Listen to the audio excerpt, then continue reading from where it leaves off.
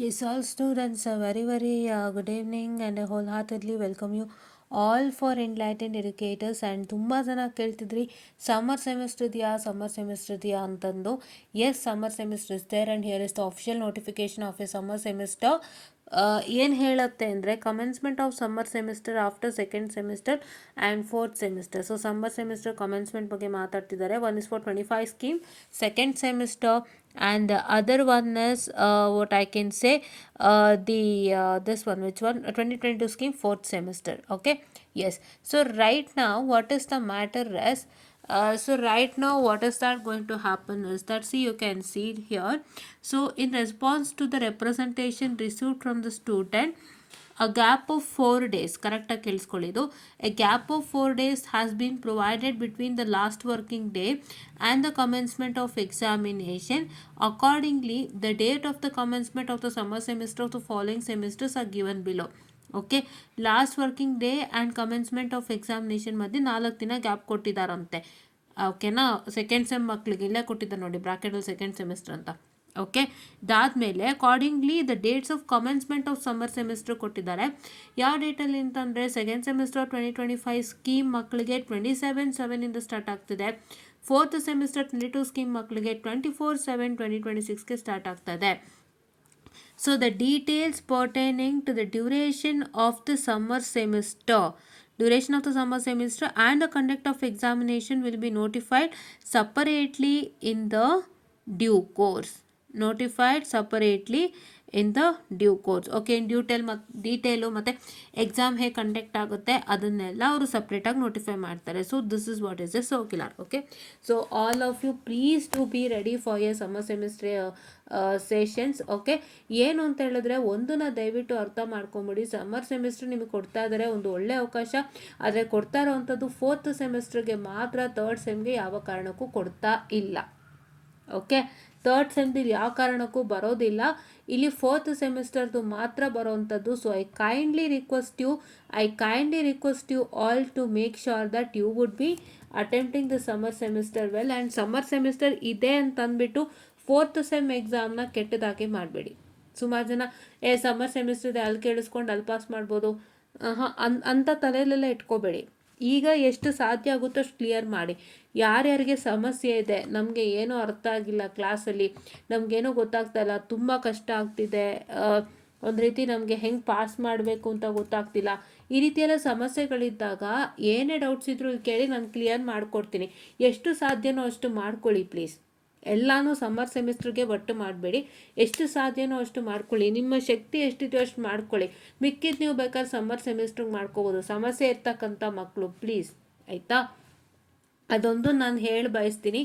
And ನಾನು already electronics and communication, ಅದೇ ಇಂಜಿನಿಯರಿಂಗ್ಗೆ ಸಂಬಂಧಪಟ್ಟಂತೆ ಮಾಡ್ತಿರೋದ್ರಿಂದ ನಿಮ್ಮ ಫೋರ್ತ್ ಸೆಮ್ ಇಂಜಿನಿಯರಿಂಗ್ ಎಲೆಕ್ಟ್ರೋಮ್ಯಾಗ್ನೆಟಿಕ್ಸ್ ಮತ್ತು ಕಂಟ್ರೋಲ್ ಸಿಸ್ಟಮ್ ಬಗ್ಗೆ ಅಪ್ಡೇಟ್ಸ್ಗಳನ್ನ ನಾನು ನಮ್ಮ ಟೆಲಿಗ್ರಾಮ್ ಚಾನಲ್ ಕೊಡ್ತಾನೆ ಇರ್ತೀನಿ. ನಮ್ಮ ಟೆಲಿಗ್ರಾಮ್ ಚಾನಲ್ ಎನ್ಲೈಟೆಂಡ್ ಎಡ್ಯುಕೇಟರ್ಸ್ನ ದಯವಿಟ್ಟು ಫಾಲೋ ಅಪ್ ಮಾಡಿ. ಪ್ಲೀಸ್ ಫಾಲೋ ಅಪ್ ಮಾಡಿ. ಓಕೆನಾ?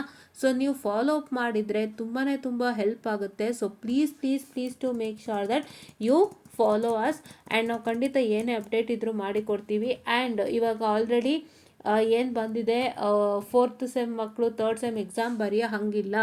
ಆ್ಯಂಡ್ ಥರ್ಡ್ ಸೆಮ್ ಎಕ್ಸಾಮಲ್ಲಿ ಫೋರ್ತ್ ಸೆಮ್ ಎಕ್ಸಾಮ್ ಬರೆಯೋಂಗಿಲ್ಲ. ಈಗೇನು ಸರ್ಕ್ಯುಲರ್ ಬಂದಿರೋ ಅಂಥದ್ದು, ಆ ಒಂದು ಸರ್ಕ್ಯುಲರ್ಗೆ ಸಂಬಂಧಪಟ್ಟಂತೆ ಈಗ ಆಲ್ಮೋಸ್ಟ್ ವರ್ಕಿಂಗ್ ನಡೀತಾ ಇದೆ. ಸೊ ಅದ್ರ ಬಗ್ಗೆ ಏನು ಅಂತ ಹೇಳಿದ್ರೆ ಒಂದಿಷ್ಟು ವಿಷಯಧಾರೆಗಳು ಡಿಸ್ಕಷನ್ ಆಗ್ತಿದೆ. ಆ್ಯಂಡ್ ಅಲಾಂಗ್ ವಿತ್ ನೀವು ವೀಡಿಯೋಸ್ನಲ್ಲಿ ನೋಡಿದ್ದೀರಾ, ನನ್ನ ವೀಡಿಯೋಸ್ನಲ್ಲಿ ಯಾವ ರೀತಿಯಾಗಿ ಪ್ರೊಟೆಸ್ಟನ್ನು ಮಾಡ್ತಾ ಇದ್ದಾರೆ ಅಂತಲೂ ಕೂಡ ನೋಡ್ತಿದ್ದೀರಾ. ಸೊ ಇದೆಲ್ಲ ಆಗ್ತಿದೆ, ಯಾರೂ ಭಯ ಬೀಳೋ ಅಂಥ ಅವಶ್ಯಕತೆ ಇಲ್ಲ. And please to make sure that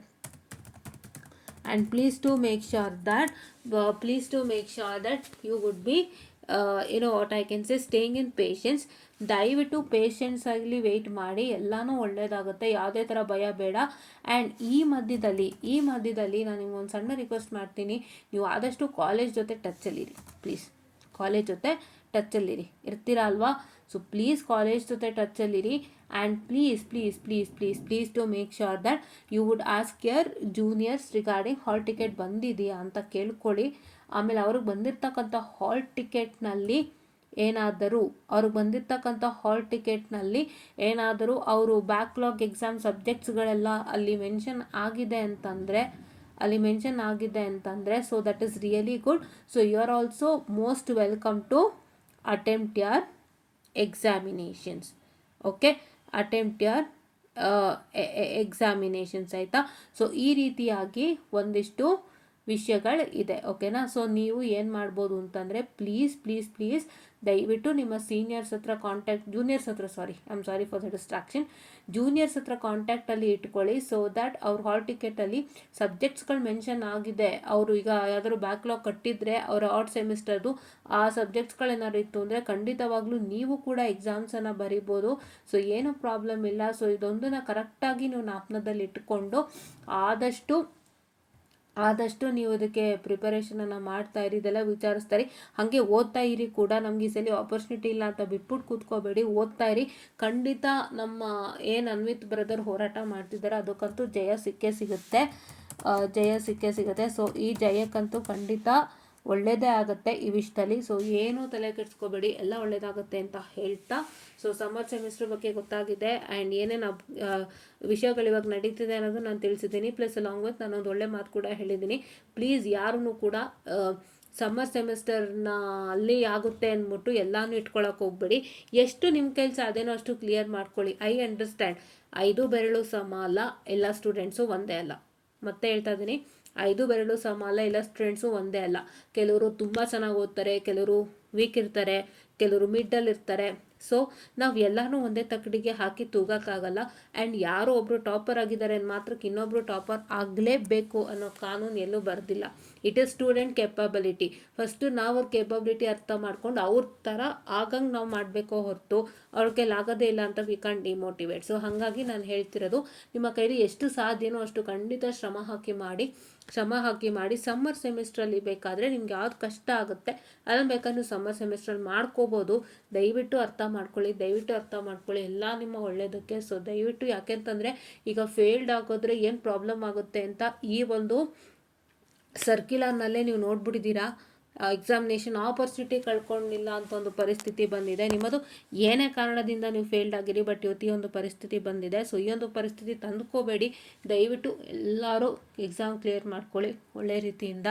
ಒಳ್ಳೇದು ಮಾಡಲಿ ಎಲ್ಲರಿಗೂ. ಆ್ಯಂಡ್ ಆಲ್ ದ ಬೆಸ್ಟ್ ಎಲ್ಲರಿಗೂ. ಆ್ಯಂಡ್ ದಯವಿಟ್ಟು VT ಸುಳ್ಳೆಲ್ಲಿ ಸಿಕ್ಕಾಕೋಬೇಡಿ. ನಾನು ಅದಕ್ಕೆ ಹೇಳೋದು, ಸ್ಕೀಮ್ ಆಫ್ ವ್ಯಾಲ್ಯೂಯೇಷನ್ ಆದಷ್ಟು ಫಾಲೋ ಅಪ್ ಮಾಡಿದ್ರೆ ಎಲ್ಲ ಒಳ್ಳೇದಾಗುತ್ತೆ. ಇಲ್ಲಾಂದರೆ ಸುಮ್ಮನೆ ನೀವು ಪ್ರಾಬ್ಲಮ್ ಸಿಕ್ಕಾಕೋತೀರಾ. VT ವ್ಯಾಲ್ಯೂಯೇಷನ್ ಕತೆಗಳು ನಿಮಗೆ ಗೊತ್ತು, ನಾನು ಮತ್ತೆ ಹೇಳಲ್ಲ. ಬಟ್ ಎನಿ ಕಾಸ್ಟ್ ಎಲ್ಲರೂ ಎಕ್ಸಾಮ್ ಚೆನ್ನಾಗಿ ಮಾಡಿ, ಎಲ್ಲರಿಗೂ ಒಳ್ಳೇದಾಗಲಿ. All the best. ಆ್ಯಂಡ್ ಎಲ್ಲರೂ ಚೆನ್ನಾಗಿ ಮಾಡಿ. ಆ್ಯಂಡ್ ಯಾರೂ ಕುಗ್ಗು ಹೋಗಬೇಡಿ, ಯಾರೂ ಇನ್ನೊಬ್ಬರನ್ನ ಕಂಪ್ಯಾರಿಸನ್ ಮಾಡ್ಕೋಬೇಡಿ. ಚೆನ್ನಾಗಿ ಓದಿ, ಚೆನ್ನಾಗಿ ಮಾಡಿ, ನಿಮ್ಮ ಶಕ್ತಿ ನೀವು ಪ್ರದರ್ಶಿಸಿ. ಒಂದಲ್ಲ ಒಂದಿನ ನಿಮಗೂ ಒಳ್ಳೆಯದಾಗುತ್ತೆ ಅಂತ ಹೇಳ್ತಾ, I'll be winding up this session all, and thank you.